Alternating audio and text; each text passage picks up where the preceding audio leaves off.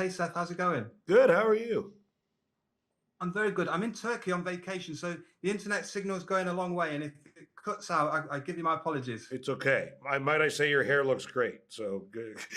Awesome, yeah. I was in a black t-shirt, but I was like a floating head. I must say to you, what a heroic performance as Will, because Keanu Reeves, he engages with stuntmen and jiu-jitsu experts for John Wick and that kind of thing. And understand you got a bona fide brewmaster to teach you the secrets of drinking beer. So Yes. congratulations and to your commitment to your art, sir. Thank you. It's very complicated, much far outside my grasp. I could probably shoot a gun better. What would be your favorite kind of beer? What are the favorite characteristics?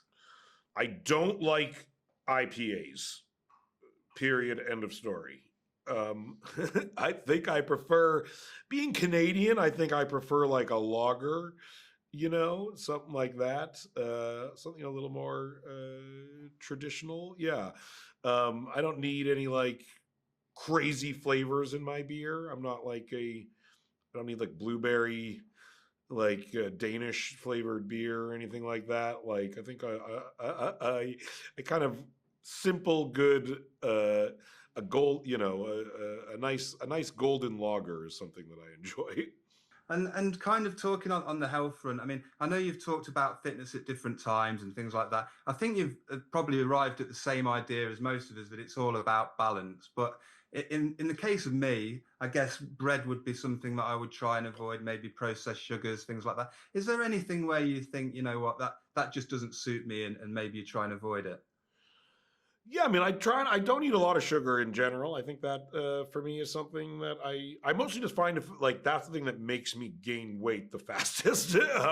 If I find myself eating dessert a lot, but uh, but yeah, I think in everything in moderation. The older I get, the more I realize I have to generally eat healthy so I can eat unhealthy every once in a while and not derail my entire life as a result of it.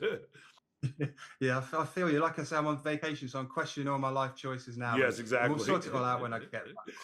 Let me ask you kind of one more question, which is a little bit more serious, because I love the show and it's very funny, but there is an underlying seriousness to it. And I want to make a connection to the charity work that you do, which is very important, Okay, where studies have shown that those of us who are kind of lonely, dementia can be kind of accelerated by loneliness. for And sure. it's really important that we keep those connections going through our lives into our 40s, 50s, 60s. That's why Will and Sylvia's relationship is so special. Can you talk to me a little bit about the importance of maintaining links and friendships and support systems and that kind of thing?